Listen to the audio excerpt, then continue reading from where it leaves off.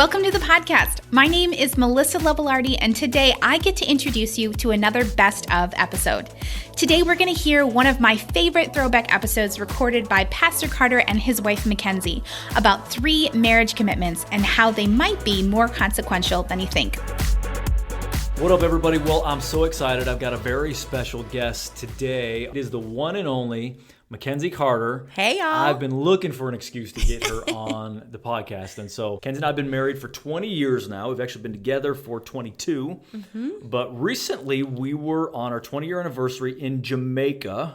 We don't go there a ton, but every 10 years or so we go there, and we absolutely love it. And we were just kind of reflecting on 20 years of marriage. You know, as we were just talking, we were thinking it through, and it seems like as we were evaluating the years of our marriage, there was at least one major unexpected trial that we did not expect, that was redonkulously painful, but produced fruit also on the other side as we persevered. There were things that, you know, God allowed to happen that we just didn't know were going to happen. Things like sickness, things like moves, things like church plants that fail, things like job losses, things like difficulties with some kids from time to time from a health perspective. And so there's always just been things within the 5-year chunk. Oh my gosh, that was way harder than we thought. Yep, and unexpected. And we were able to see God bear fruit through that long term. So first and foremost, I think we just want to encourage you today, if you're married, if you're in a season where it's just hard, can we just encourage you, man, keep going. Yes. Like, just hang on. I know that you didn't see it coming. I know you didn't expect it, but we all get apportioned a certain amount of trial. Yep.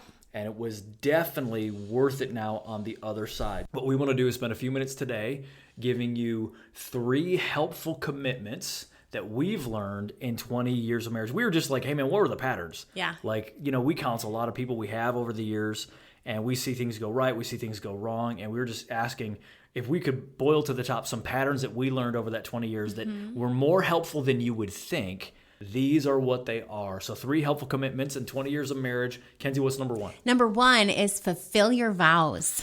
Yeah, fulfill your vows. I know it sounds even like, can that really be it? It really is. Sometimes, my friends, it's not so much that there's really anything to figure out. Sometimes it's just hard. Yeah. Sometimes all you can do is grab their hands or grab Jesus' hands and say, I don't even know what to do. It's not like there's a plan that gets me out of this. Right. I'm just going to fulfill my vows. Like, that's your ministry in this moment. So there was a season early on when we'd already had some disappointments because of a failed church plant that turned into a church split. But then not long after that, I got sick, and I got real sick. Yeah. I got sick to where the point where Kenzie had to fulfill her vows of taking care of her man in sickness and in health. Yeah. She had to become the primary breadwinner. I had to stay home, couldn't even go to work. Right. And she didn't whimper. She didn't complain. She drove me to the hospital. She, cried out to Jesus when she was a little scared because her man's sitting there writhing on the floor in pain. And you know what, dude? There was no answer other than just fulfill your vows. Yeah. I would encourage some who are in a tough moment right now, dude, maybe one of the most important decisions you can make is just don't leave. Yeah. Just decide, I don't know what to do with them, so I'm just going to serve them. Yeah. That's my ministry. I think something that's so important as a team, because that's what we are. We're a team. Yep, that's the word, is that we need to affirm our spouse. We need to be rooting for them, because in this world, there are so many people that are going to come down on your spouse. Yeah. There's going to be so much hard that hits him or her, and your job is to be their biggest cheerleader. Yeah. You are the one behind them. You are the one cheering them on. You are the voice they hear that says, you can do it. Yeah. I am here. I am behind you. And here's what you're doing right. Yeah. Here's what's good. I think Kenzie and I both have the love language of affirmation, and it's been so helpful. Just It from has time to time been, yes. to say, hey man, let me just tell you what I see you doing right. Yeah. Because the whole world's telling them what they're doing wrong. Exactly. So somebody's got to stand, dude, fulfill your vows, tell them what they're doing right. Yeah. Kenzie used to, she used to model this too. She'd get up at 4 a.m. I had this ridiculous job. It was so bad. It was so bad. But it was a good humbling time. But I had to leave at 4:30, and so she would get up 4 a.m. She'd make me cream of wheat. Now, she could have been like, get your own butt up, make your own doggone whatever. But she wouldn't do it, man. She got up, and what was it? It was really affirming me. It was dignifying and saying, we are in this together. Yes. You're going to do a hard thing. She's home with a baby. And I think just meeting folks in the low moments, just own there are low moments. Yes. And you don't have to even agree about everything Or about it that's understand them. Yeah. Yeah. You just got to, hey, God hasn't called you to understand everything. Right. Uh-oh. Right. He's Come on. called you to be a team. Yep. And we need to realize the team gets tested. And sometimes the way to pass the test is not to be right. Right. It's to grab their hands. Yes. And say, I am with you. Yep. I am fulfilling my vows. Though he slay me, I will trust the Lord. Yeah. I am fulfilling my vows. Now, of course, there's areas where, yes, Jesus gives 2 outs for why you might want to get a divorce. But beyond those, my friends, fulfill your vows. Yes. That's how you pass the test. God's trying to grow all of us up. Yeah. Not just one of us. That's number 1. Fulfill your vows. Kenzie, what's number 2? Number 2 is it's your job to meet your spouse's needs, not someone else. Be careful about too much distance. Be careful about Yeah. too much time away from one another. My friends, married people are supposed to be together. Yeah. Genesis 2:24, that is why a man leaves his father and mother and is united to his wife and they become one. Dude, they're supposed to be one. They're supposed to be together. And I think the time that we live in, people are just too comfortable with spouses being apart for too long. Right. So there needs to be time to fill one another's love banks. And if we don't, the enemy will send somebody else to. So there's Right. an incredible book by Willard Harley called His Needs, Her Needs. We take couples through this. It's so good. It's really just an incredible paradigm.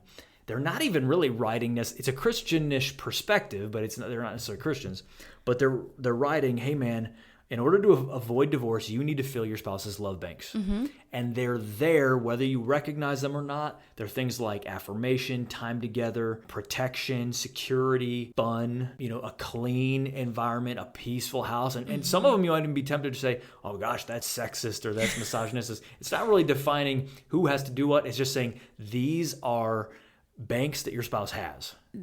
And they are. They're there. Yeah. You can't change them. Right. And you can't really fill only your banks and think that theirs are going to be filled. And when Right. you don't fill them, we begin to have debts in those banks. You have a negative balance. Right. And so the enemy, that's his plan. He sends somebody else to fill those tanks because he's trying to split families apart. So the smartest thing we can do is be proactive about filling one another's banks. Your spouse, here's what it is. Dude, your spouse has needs. They got assigned you.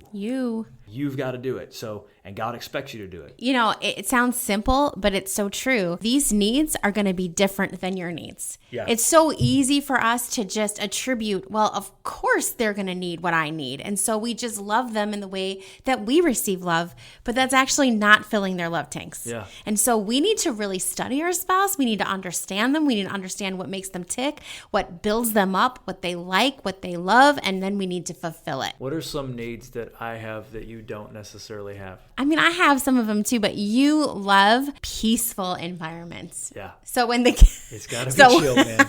So when you come home from work, if it's a madhouse at home, that is not filling your love banks. That's harder on me. Yeah. Kenzie probably has a more pronounced need for quality time. Yeah. Now, I could resist that, and I probably did a little bit in the beginning years. I didn't intentionally, I just didn't get it. Right. But I've just learned, dude, if you don't fill that, and we had this conversation the other day. I said, Kenzie, if the enemy was going to send somebody to try to take your heart away from me, what would he do? And she said, he would come and he would try to fulfill my emotional needs by listening, by affirming, all those kinds of things. Yeah, listening to her remote about stuff. Yep. That's who the enemy would send. Understanding. Some dude who's going to pay attention. It's so helpful. Even though it sounds awkward, people are like, I can't believe you talk about that. It's so helpful because it immediately reminds me, and I already kind of knew that, but it's a good reminder where the hole in the armor is. Yep. The enemy knows it. Carter, it's your job to guard it. Yep. So that means you make sure that you're doubling up on that. Yeah. And then, of course, just watch out. Watch out for other little decoys that the enemy would send. In other words, we have to have our eye a little bit on who are potential threats in our life. Right. We say, who's on your radar? Yeah. Is there anybody that's making you a little bit jealous? Yeah. And there's been multiple times I'm like, really? That person makes you jealous? Or whatever, and vice versa. And it doesn't really matter if I think they're a threat. If the other spouse thinks they're a threat, they're a threat. Hey, doorknob, get them out. You know what I'm saying? Yeah. Distance yourself because the team has got to be what it's all about. Yeah. Sometimes it's not people, it's projects or priorities. So sometimes it's the kids in sports. Yeah. Sometimes it is the project that takes you out of town for too long. And it's not that you can't do all those things, But what happens is those things begin to become central, meaning everything is about that win. Right. And the spouse is beginning to feel neglected. And there's got to be a resistance to that. So, okay, we'll kill it in that direction for a little while. Yeah. For a minute, for a few weeks. But then we're going to come back together after that. And we're just going to even say it and declare it. That thing's not the center. We and Jesus are the center. Yeah. This world that we live in, it seems like it's very kid-centered. Yeah. Very kid-centric. And honestly, I think it's a trap. Yep. We love our children. We are for them. We give to them. I mean, they are blessed, but they are not the point. Yep. They are not the point. And so it's really important to make sure that you and your spouse are a team first, and that with each other, you parent your kids, you make decisions. Yeah. It doesn't help anybody if your kids become an idol. Right. It just doesn't. And dude, they can be. They can. Jesus, he won't have any rivals. Jesus will sometimes oppose that. Or like, oh no, what if they're not in everything? Like, dude, I'm just telling you, you're doing a disservice to your kids. You are. Because what they need is to see the strongest marriage they possibly can. Amen. And they need to be told no. And yes, you need to find things for them to express themselves and grow and all that. Absolutely. But not everything. Right. You know what I'm saying? There's got to be just an understanding in the home. Mom and dad are the center of this thing, and it'll actually make them happier kids. Yeah. There was a time a few years ago when, and I know some of you are really good at this. Some of you can have people in your house. You love it. You're just such a ministry of hospitality. We have a little different variation of that. We can have people over for dinner. Yeah. We do that all the time. We love that too. We want to like try to disciple people that way. We can't do the in-home discipleship though. No. And I know there's great pastors throughout the centuries. Their families have done that. Not us. So we tried that for a little while. And we were trying to be an encouragement to this person that you lived with us for a little while. And that started really good and it felt Christian, like, hey, we're doing this. But the emotional needs of this person began to so take center stage of the house. Yeah. That guys, for us, and so rob the peace. And so it began to get us in conflict a little bit. Like, okay, I'm trying to be Christian, but now it's taking away from my marriage in a way that's detrimental. And we just learned we can't do that. So even sometimes when it's a Christian thing, dude, you've got to say, this is taxing my marriage too much. Yeah. If the marriage gets too weak, dude, what do you have? Right. Like, it's not worth junking your marriage. We just have to protect it from threats. It's our job to meet our spouse's needs, not somebody else's. What does that mean? It means get back to your job. Yeah. Like, that's your job. Go meet your spouse's needs. Yeah. What about after hard seasons, Kenzie? What have you found that's helpful for us to re-synchronize on stuff like that? Yeah. So after a push season or after a hard season, what we always try to do is get away together. Whether that's get away for a weekend in Lake Geneva or something where we can recharge and it's just about us. Yeah. We push really hard and God is going to give you those seasons and take them. But then come back together and recharge together. Yeah. We think about them like, and maybe this isn't even medically right, but it's like an extra dose of antibiotics after a hard season. Right. We need more health than normal because we were just taxed. Yep. And you know what there's time to do? There's time to pray and think again. Yes. And like dream again. I think that's one of the most beneficial parts of our time away together. It is. Is we're both very stirred up by vision. Yep. And by dreaming. Yep. And if we go too long with like, oh man, it's all work and no dreaming, it's a lot of diminishing returns. We're just not. It's not going as well. Exactly. So we need to get away and do that. And we even do that on a daily basis with our couch time. After dinner, we come together for just 15 minutes. Yeah. But it's that reconnect every day that is so important. But again, it's all of it. These are a little bit practical, but it's all an expression of this principle of, dude, be careful not to have too much distance. Yeah. Having too much distance is going to give you challenges you did not need. So, Kenzie, those are really good. Number 1, fulfill your vows. Number 2, it's your job to meet your spouse's needs, not someone else's. And then number 3, what do we got? It is patiently seek God both personally and as a team. Personally and as a team, the vision is to synchronize with both Jesus and spouse. And while we're syncing with Jesus, we actually are syncing with spouse. Right. But you need both touch points. When you have a lot going on, dude, when you're running here, there, and everywhere, you can just get a little bit off, and this is important to this person, and this is important to this person, and the teamhood begins to disintegrate a little bit. And this is where, and people tell us about this, you become roommates. Right. You're doing your thing in your life, but it's more like the other person's life is just happening around your life. Right. You're not actually conquering life together. So Mm-hmm. that's where it's got to be, look, I'm going to seek Jesus. Yeah. And then we're going to have times of seeking Jesus on a daily basis where we say, look, here's the things that are difficult, wrong, hard. let's pray about them together so that we what? So that we synchronize to both of us are syncing to Jesus. Yeah. And I think this is a big idea because spouses, you've got to be able to say to your spouse, hey man, I'm for you. You know, I want to do what you want to do, but what does God think about that? Yeah. I'm a little bit more entrepreneurial. So Kenzie's probably saved my butt 7 or 8 times. Because I'm like, Kenzie, I think we should do this. And God's probably in it. Probably. You know? And she's like, well, you know, why don't we pray? Yeah. Let's see what does God God says. say? And then usually either I'll come around or she'll come around. Yeah. Or we'll meet somewhere in the middle of like, wow, we both think that's jacked up now, you know?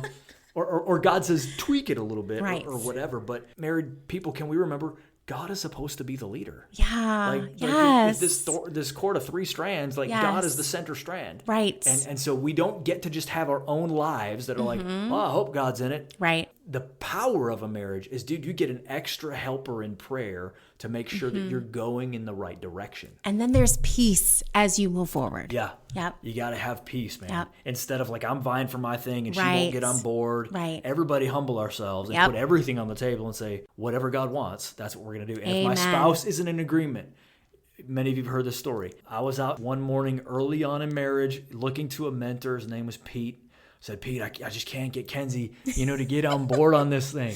And he said, bro, I don't know if I've ever met anyone stupid enough to do something like that without their wife. And it was such a defining moment for me because it affirmed in my heart forever since then of like, dude, if you have to do it without your spouse's approval, there's something wrong. There's something wrong. God brings unity. You keep praying until you guys are in unity. Yeah. God will speak. If it's his will, he will speak. And maybe it's just a patience thing. Yeah. Let's all get patient and be like, okay, if I need it to happen in the next 24 hours, that's also, beware voices of haste. Yeah. That's also something's wrong. If you don't have time to pray with your spouse, dude, Right. I'm not saying there's never circumstances where it's a great opportunity, you got to jump, but let's be very careful with that. Yep. You know Absolutely. what I'm saying? Even there, if you're going to jump, there better be unity and agreement. Yeah. Well, Kenzie, I'm sure we could go a lot more rounds and talk about a whole lot more.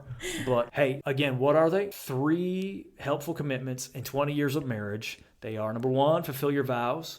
Number 2, it's your job to meet your spouse's needs, not someone else. And number 3, patiently seek God both personally and as a team.